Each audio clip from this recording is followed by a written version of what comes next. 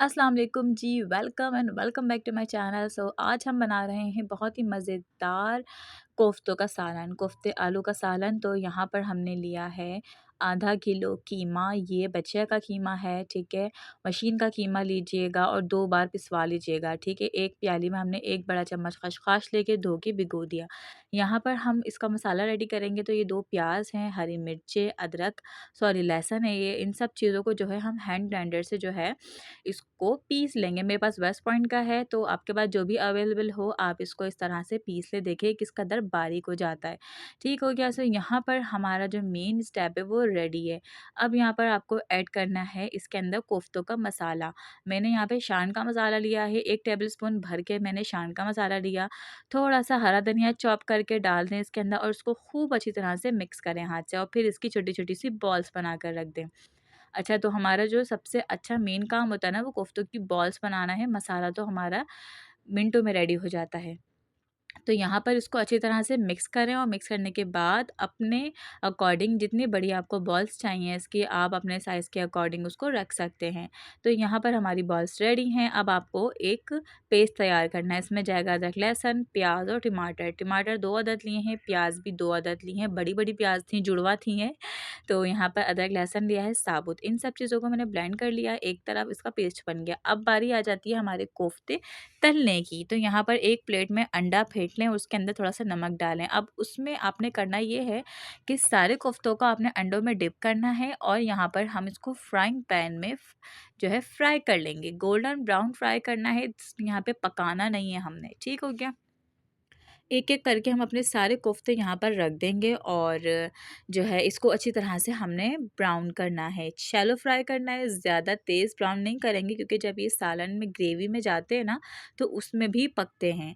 ठीक हो गया। सो यहाँ पर हमने सारे कोफ्ते रख दिए हैं, और साथ-साथ मैं आपको बता दूँ, मैंने यहाँ पर बहुत छोटे पोटैटोज़ होते हैं ना, जो बिल्कुल फ्रेश न्यू आते हैं मार्केट में, मैंने वो वाले लिए थे, और बहुत छोटे-छोटे से उनको मैंने जो है अच्छी तरह से छील कर, और जो है इसको भी साथ में मैंने इन कोफ्तों के साथ ही उनको फ्राई करा है। तो इनको आप देख लें किस तरह से मैं फ्राई कर रही हूँ, बस ऐसा कलर चाहिए हमें, और ज़्यादा पकाना नहीं है इसको। तो यहाँ पर जो है हम थोड़ी ही देर में इसमें अपने सारे पोटैटोज़ भी ऐड करेंगे, क्योंकि आलू ज़्यादा अच्छे लगते हैं कोफ्ते आलू के सालन में। तो ये छोटे-छोटे से आलू हैं, हम इनको यहाँ पर फ्राई कर लेंगे। तो इन आलूओं का पानी निकलता है, तो कोशिश करिएगा ज़्यादा देर तक फ्राई ना करें, ज़रा-सा कलर चेंज हो फ़ौरन निकाल लें इनको। सो यहाँ पर हमने सारे आलू रख दिए हैं। यकीन करें गाइज़, इतने मज़े का सालन तैयार होता है ना। अच्छा, अगर आपको कोई चीज़ ना समझ में आए, या कोई चीज़ ऐसी हो जो आपके पास ना हो, स्किप करना चाहते हो, तो आप मुझे कमेंट सेक्शन में पूछ लिया करें, आपको फ़ौरन रिप्लाई मिलेगा इंशाल्लाह, इंशाल्लाह। अगर आपको वीडियो अच्छी लग रही है, या ऐसा लगता है कि आपने कुछ नया सीखा है, तो काइंडली चैनल को सब्सक्राइब करके जाया करें। आप लोगों की मोहब्बत होती है ये, जिससे हमें जो है और हौसला अफ़ज़ाई मिलती है कि हम अच्छी-अच्छी वीडियोज़ आप लोगों के लिए बनाएँ। तो यहाँ पर हमारे कोफ्ते आलू जो है तल चुके हैं। यहाँ पर आपने एक पतीले में ऑयल लेना है, कुछ गरम मसाले लेने हैं। तो यहाँ पर मैंने दालचीनी, काली मिर्चें, इलायची, बड़ी इलायची, लौंग सब कुछ डाल दिया है मैंने। ठीक हो गया? सिवाय बादियान के फूल के। और ये जो मैंने पेस्ट बताया था ना आपको, प्याज, टमाटर, अदरक, लहसुन का, वो यहाँ पर आपने ऐड करना है। और यहाँ पर आ जाती है बारी कुछ मसालों की। हाफ़ टेबल स्पून पिसी हुई मिर्चें, हाफ़ टेबल स्पून से भी कम यहाँ पर हम वो लेंगे कश्मीरी मिर्चें, ये तेज़ नहीं होती। इसके बाद हम यहाँ पर 1 टेबल स्पून भर के पिसा हुआ धनिया ऐड करेंगे। मसाले अपने टेस्ट के अकॉर्डिंग आप डाल सकते हैं। 2 से 3 पिंच कुटी हुई लाल मिर्च। ठीक हो गया? ये हो गया यहाँ पे। और थोड़ी-सी हल्दी भी इसके अंदर हम ऐड करेंगे। हल्दी से ही तो सालन का लुक आता है। हल्दी और कश्मीरी लाल मिर्च जो होती है ना, वो सालन को 4 चाँद लगा देती है। तो यहाँ पर हमने जैसी ग्रेवी ऐड करी है अपनी, और साथ में सारे मसाले डाल दिए। अब इस स्टेज पे थोड़ा-सा पकाएँ इसको।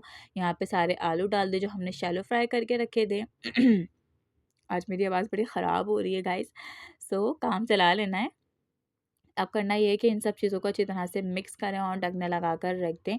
आलू गल जाएँगे इसके अंदर। अगर आपको लगे पानी ऐड करना है, थोड़ा-सा पानी भी ऐड कर दीजिएगा। तो यहाँ पर हमारी ग्रेवी बहुत मज़ेदार तैयार हुई है गाइज़, यू कैन सी, इतनी यम्मी। मैंने अच्छा, एक चीज़ मैं आपको बताना भूल गई, मैंने यहाँ पे 2 से 3 हरी मिर्चें भी ऐड कर दी थी साबुत ना, उससे और बेहतरीन इसका लुक आ रहा था। तो यहाँ पर हम थोड़ा-सा नमक ऐड करेंगे। अब नमक मैंने किसी भी चीज़ में नहीं डाला, सिर्फ़ कोफ्तों के अलावा।